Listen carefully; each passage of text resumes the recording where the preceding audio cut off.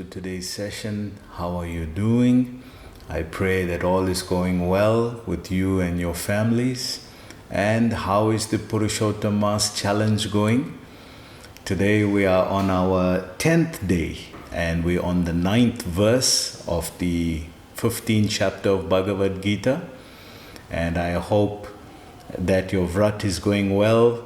I'm sure the Lord Purushotam is very pleased with your efforts, even though it may be simple, but the fact that you've taken on a vrat and you're seeing it through for 30 days is wonderful.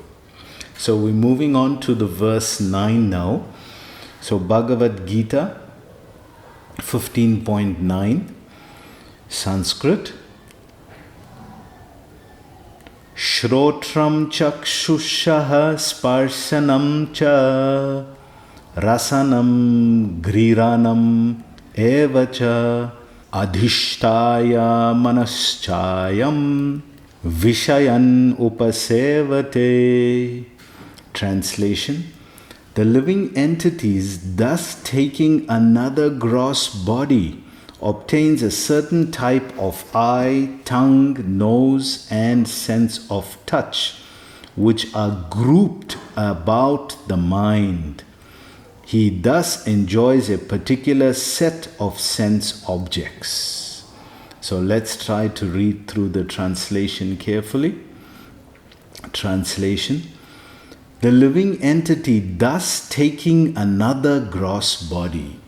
So we see we are in this second theme of the 15th chapter. The first theme was the upside down banyan tree, which was material existence, and how the Vedavit, the Jnani, who knows how to get out of this, how he's endeavoring to get out of this tree, of this material existence. And we see that many things were discussed there, and the entanglement of the tree and how to get out. Devotional service was described as the best thing, akarma. So now we are describing the transmigration of the soul. Yesterday we heard about karshati, the struggle that the soul has. So in the second chapter of Bhagavad Gita, verses 11 to 30 describes the transmigration of the soul. So in that section, it deals more with the gross transmigration of the body and how the body, dehino sminyata dehe, how the body, the soul changes from one body to another, and how discards the old one like old clothes, vasamsi jirani ata vihaya, all those beautiful verses that come there. But now in this section, we're hearing about the subtle body. Remember, we have three bodies. We have a gross body, we have a subtle body, and we have a spiritual body.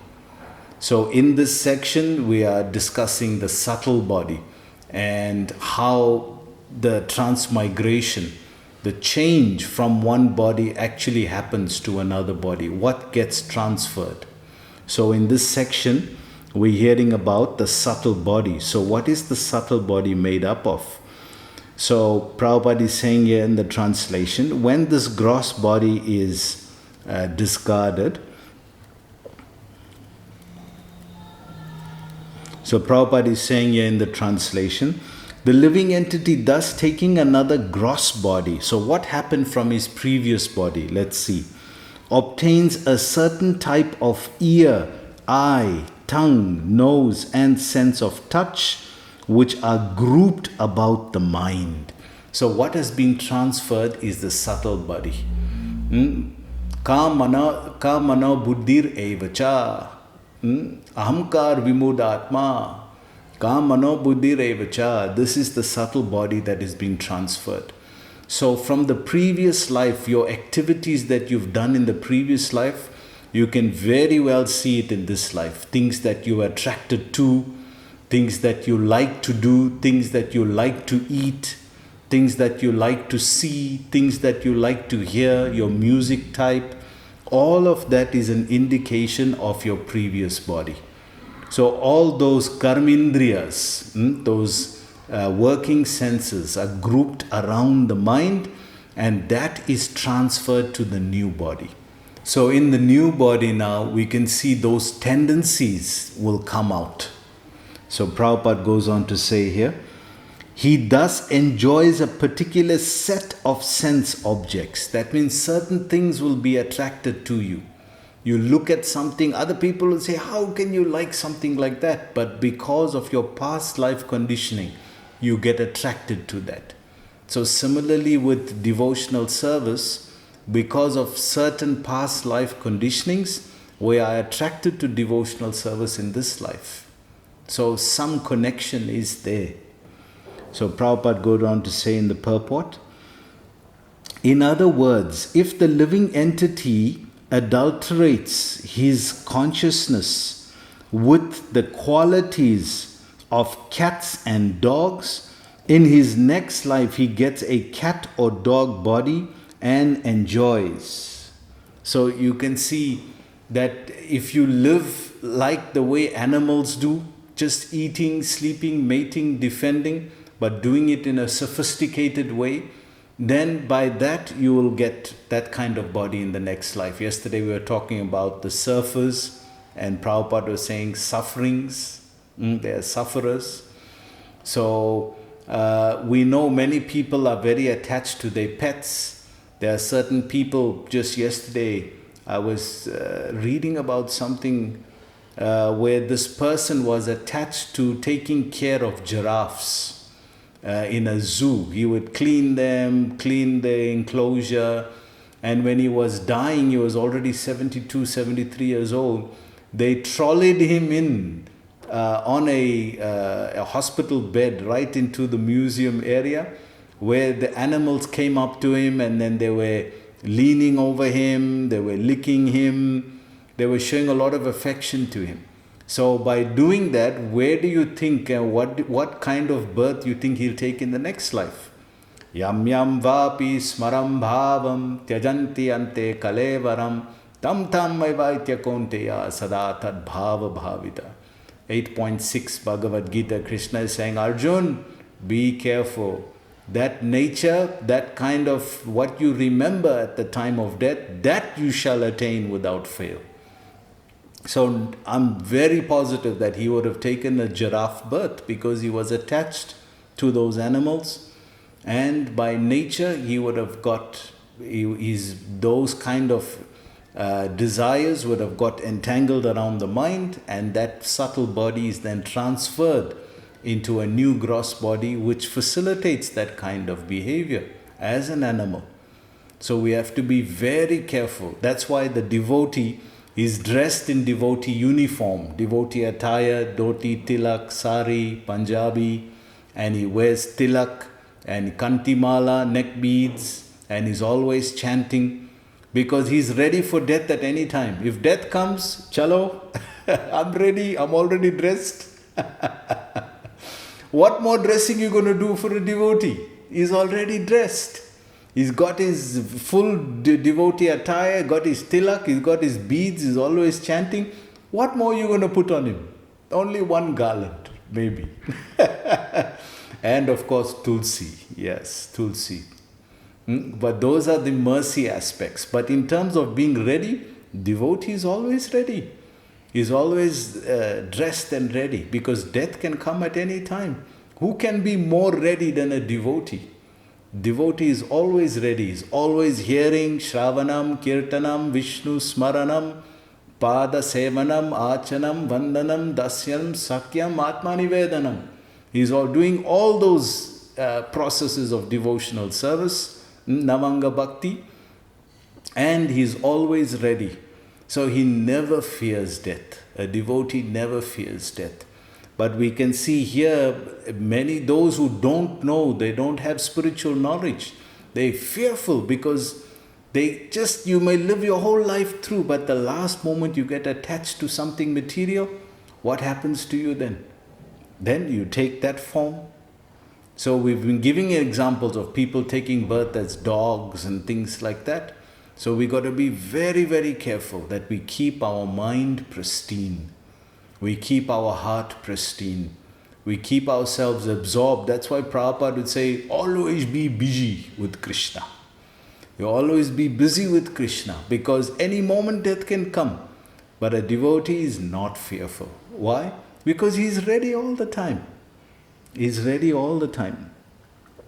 So Prabhupada goes on to say, consciousness is originally pure like water, but if it mixes with a certain color, it changes.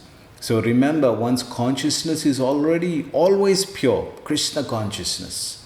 But because it comes into the three modes of nature, and it gets mixed with passion, it gets mixed with goodness, it gets mixed with tamasic mode of ignorance, then naturally it starts to develop those qualities. It starts associating with those natures. And by associating with those natures, gradually, it becomes, how does somebody become a drunkard? If he takes the first sip of alcohol, he'll spit it out. The smell of the thing is so obnoxious. Imagine how it tastes. But that's only the first day. That's only the first day. Obnoxious, terrible. How many things in your life that Karela sabji is one of my favorites now, actually, Karela. So when you first start eating Karela sabji, oh, what is this? So after a while, you get acquainted, you get adapted. And this is how it is in this material world. It starts off like that. It looks abominable now. How many things in your life, be honest, how many things in your life that looked terrible at one time, and now it's like one of your favorites? How did that happen? Gradually you kept training the mind to take this. So just like that person who takes the alcohol, the first day it's terrible. Second day, little more terrible. Third day, little less terrible. Fourth day, little less. Gradually, oh, this is better than water. And after a while, you can't do without it. So this is how everything starts. You gradually, it's called classical conditioning. You gradually, material nature is so expert at conditioning us. Therefore, the best description of the soul that is in material nature, Prabhupada describes it as conditioned soul. We are a conditioned soul. We have become conditioned to think that all this is normal. We have come conditioned to think that this body is mine, that this family is mine, that everything around me is real. All of those are conditionings. We've learnt it. Just like we learnt ABC. We've learned to know who is mother, who is father. We've learnt ABC. We've learned to like, dislike. Everything is learnt. That's conditioning. Now we got to learn about Krishna. Now we got to learn about the spiritual world. And now we got to learn how to get out of here.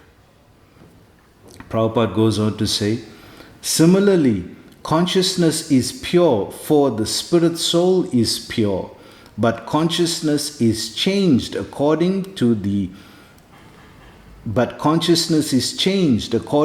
association of the material qualities. So this is the modes of nature acting on you, and you get pulled in that direction. Passion, ignorance, and goodness. You get pulled. So even goodness, even the demigods are trapped here. They're trapped in the mode of goodness. They're trapped.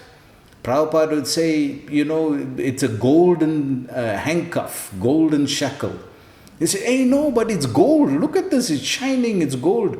Yes, my friend, but it's a shackle, it's a handcuff. You're shackled here. You can't come out of this. But you're looking at the golden shine on it.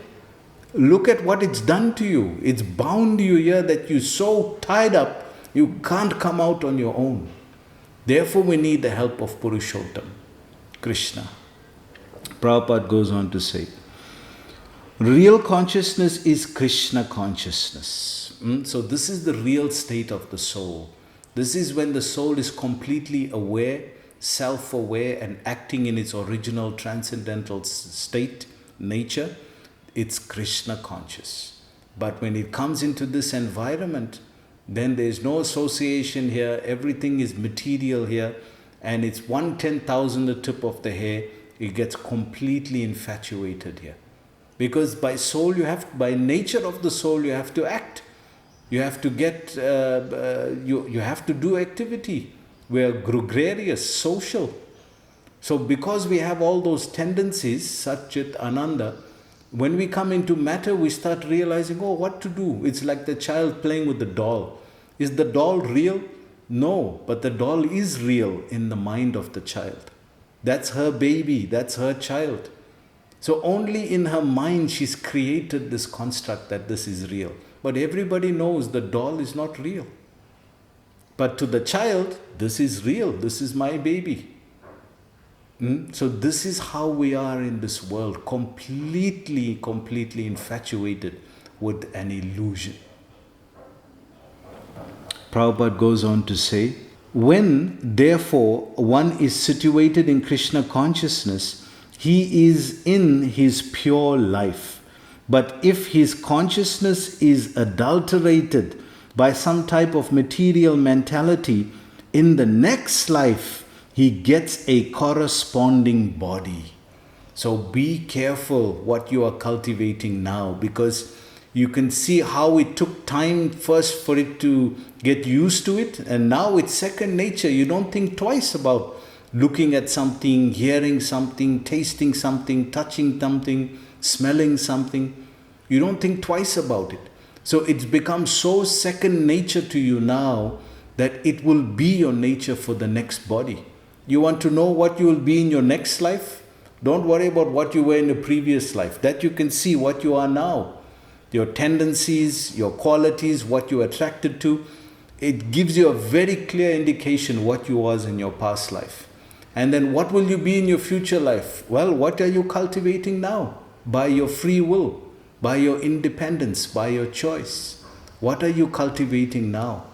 We want to cultivate the divine qualities. Therefore, the next chapter, one whole chapter dedicated to qualities. Qualities of divine and qualities of demoniac. One whole chapter. So how important is qualities? And how we develop them, and which qualities are we watering? We got to be very careful of that. And which qualities are we pulling out the weeds from? Because if we're not actively doing that, then we won't know. We'll be developing we'll be like Bharat Maharaj. I always give the example of Bharat Maharaj, how he got attracted to the deer. Very innocent person, trying to do sadhanas, left his whole kingdom. What an austerity that is for a king, not for an ordinary layman, for a king. What pleasures he must have experienced in life. What opulences he must have had. He gave up all that, and what did Maya do? She knocked him over by compassion, because he had compassion for a deer. So be very careful what we are cultivating. This is why this chapter is so important, because it's bringing out these qualities and bringing out these points of awareness that we need to know about. If you don't know about it, then blissfully ignorant, that's a fool. So we don't want to be foolish, we want to be knowledgeable. And that knowledge comes from Bhagavad Gita. Prabhupada goes on to say, he does not necessarily get a human body again. He can get the body of a cat, dog, hog, demigod, or one of the many other forms, for there are 8.4 million species. So it's not necessarily that if you're living your life like this, you'll get a human form because you already have one. No. If your qualities are there for enjoying life like the way animals do, eat what animals eat, and do what animals do, then why should you keep this human form? It'll give you that form. You don't want it. That's the way you're behaving. So we have to be very careful. And by practicing Krishna consciousness, then one is guaranteed a human form. By practicing Krishna consciousness, if you did some devotional service to Krishna, then you will get a human form, because you are acting in your natural state. And that is what the soul is supposed to do. So I hope you learned something in today's class. Very strong message today. Very informative, but very instructive. Thank you very much for joining us today. We'll see you tomorrow. Hare Krishna.